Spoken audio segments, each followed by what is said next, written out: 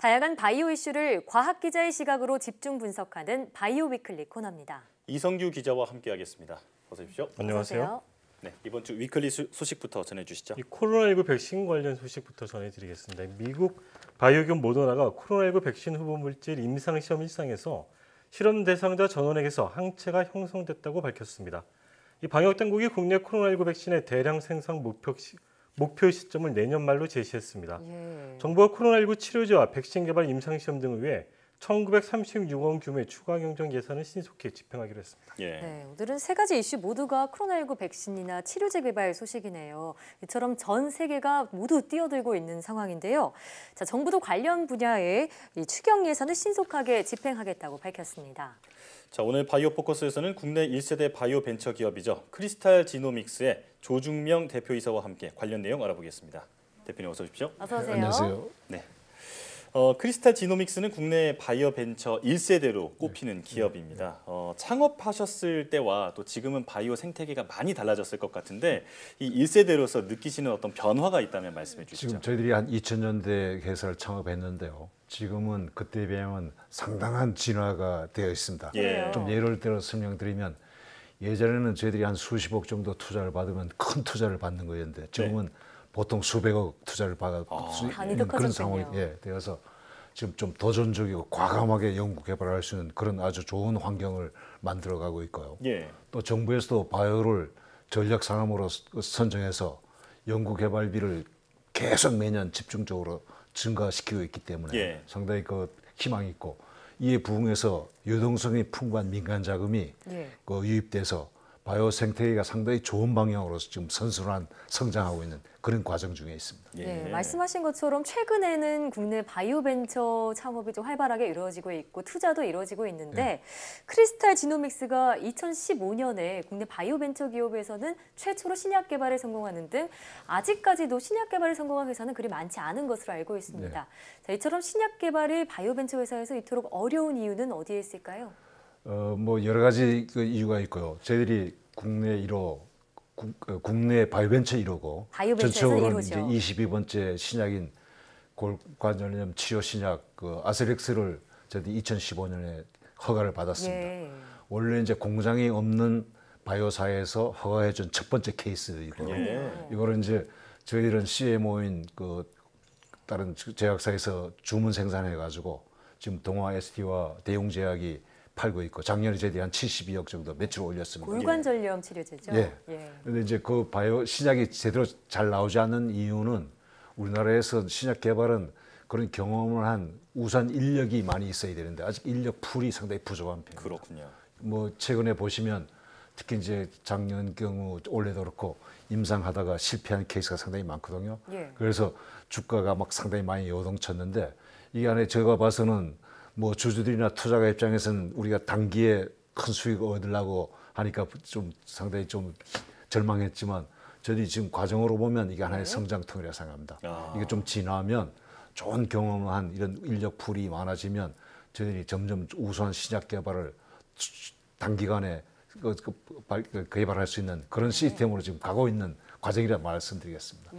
이 바이오 분야는 그 신약 개발이 어떻게 보면 그 꽃이라고 할 수가 있는데 방금 이제 그 어떤 신약 개발이랄지 이런 연구 개발을 할 핵심 인력의 풀이 좀 협소하다 이렇게 말씀해 주셨잖아요.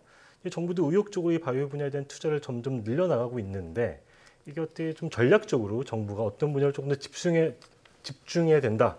좀 이런 분야가 있다면 좀 설명 좀 부탁드릴게요. 아마 여러분들 잘 아시지만 바이오 산업이라는 것은 특히 이제 의약, 진단시약, 농축수산물 개량, 환경오염 개선, 에너지 생산 전 분야의 파급을 일으킬 수 있는 잠재력이 무한한 그런 산업이죠. 실제로. 그렇지만 우리가 전 세계 대다수의 기업은 신약 연구 개발에 집중하고 있습니다. 그 이유는 신약이 부가가치가 가장 높은 산업이기 때문에 그렇습니다. 여러분 뭐 지금 전 세계 시장으로 봤을 때 신약 시장, 의약 시장이라는 건 한 1,300조가 되고 여러분 뭐 잘 아시는 반도체나 자동차 산업 합쳐봐야 1,000조밖에 안 됩니다. 그러니까 우리가 정부가 집중해서 할 분야는 미래를 봐서는 신약 산업인데 신약 산업이라는 건 상당히 여러분 뭐 많이 들어가 있잖아요. 고위험에 고수익을 얻는 그런 왜냐하면 실패할 확률이 높으니까.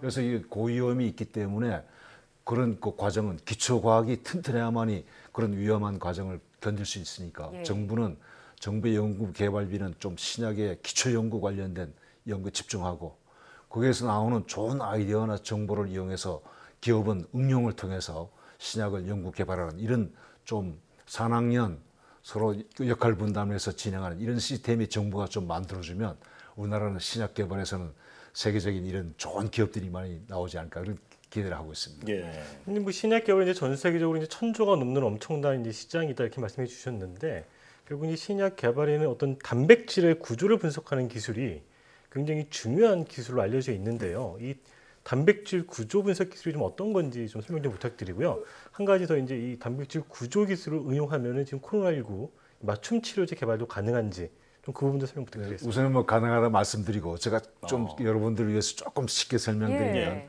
우리 몸속에는 질병을 일으키는 게 주로 단백질입니다. 단백질이군요. 예, 그 단백질이 몸속에 이제 변형이 되거나 과배련되거나 이러면서 질병이 나타나는데 그 단백질들이 그냥 그 질병을 일으키는 게 몸속에서는 그런 활성을 나타내려면 3차 구조를 갖고 있습니다. 예. 근데 현재의 기술은 몸속에 있는 3차 구조를 볼 수 있는 기술이 없습니다. 네. 그걸 지금 실험실에서 분자생물학, 단백질 생화학, 구조생물학의 기술을 통해서 3차 구조를 규명하는 거거든요. 예. 그 3차를 규명한다는 말은 규명하게 되면 활성 부위가 어떻게 생긴지 우리가 원자 수준에서 볼 수가 있습니다.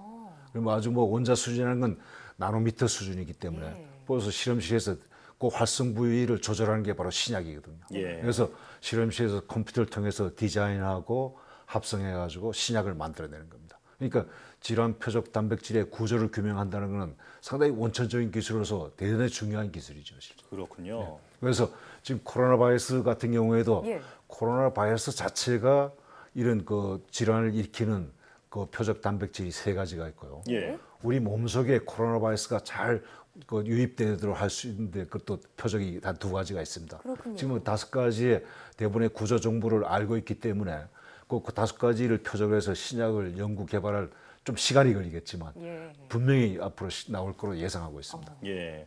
그러니까 이 구조 자체를 파악을 해서 이에 딱 맞는 치료제를 만드는 기술, 바로 그게 구조 단백질 분석 기술이다. 이렇게 말씀해 주셨는데, 자, 그렇다면 그 말씀하신 구조 단백질 기술을 이용해서 발굴한 신약 후보 물질이 있다면 좀 소개를 해 주시죠. 예, 저희들이 여러 후보가 있는데요.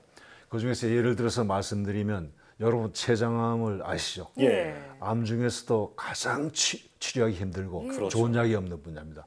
특히 췌장암은 한 90%의 환자가 수술할 수 없는 마지막에 발견되기 때문에 그래서 좋은 치료제도 지금 없을 뿐만 아니라 원인 기작을 잘 모르는데 예. 저희들이 최근에 췌장암 치료제를 후보를 다른 약물이랑 병용으로 투여해서 임상 이상을 성공적으로 맞춰서 예. 유럽 학회에 발표를 했습니다. 그렇군요. 치료 효과도 아주 우수한 그런 그 결과를 갖고 있고요. 2번째는 지금 세계 최초로 미국에서 임상 이상을 통해서 예. 확인한 슈퍼박테리아 박멸 항생제가 지금 저희들이 개발 중에 있고요. 예. 또 몇 년 전엔 미국의 바이오벤처에 기술 수출한 세계 최초의 혈액암 치료제가 지금 미국에서 임상 진행이 되고 예, 있습니다. 췌장암이나 혈액암 치료 후보 물질까지 우수한 후보 물질을 많이 갖추고 네. 계신데, 자 그럼 크리스탈 지노믹스가 개발 중인 코로나19 치료제 현재 국내 임상 2상을 앞두고 있다고 들었는데 네. 짧게 설명해 주시죠.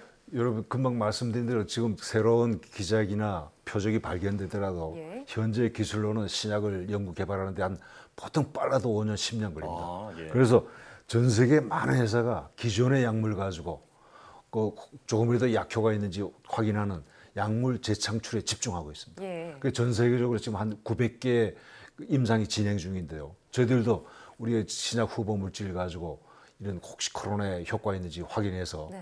지금 세포상에서는 효과 있다는 확인돼서 시각처에 지금 임상 허가를 받아서 이제 지금 임상을 지금 계획하고 있습니다. 예. 그래서 뭐 저희 회사뿐만 아니라 많은 회사들이 그 재창출 통해서 나타나면 그 재창출 통해서 나타나는 말은 기존의 약물 가지고 확인하는 거기 때문에 예. 시간을 단축시킬 수 그렇죠. 있고요. 그 약물들의 효과 있는 약물을 서로 병용 투여하면 이거 치료할 수 있는 기회가 높아지기 때문에 예. 저는 약물 재창출을 통해서 짧은 시간에 코로나를 치료할 수 있는 좋은 약물이 발견될 거로 기대하고 있습니다. 네. 예. 자, 말씀해주신 대로 이 바이오 산업이 미래 먹거리 산업이라는 데는 이견이 없죠. 네. 그만큼 중요한 분야인데 개척자이자 선배로서 크리스탈 지노믹스가 국내 바이오 산업에 크게 기여하기를 기대하겠습니다. 자, 지금까지 이성규 기자, 크리스탈 지노믹스 조중명 대표와 함께했습니다. 오늘 말씀 잘 들었습니다. 감사합니다.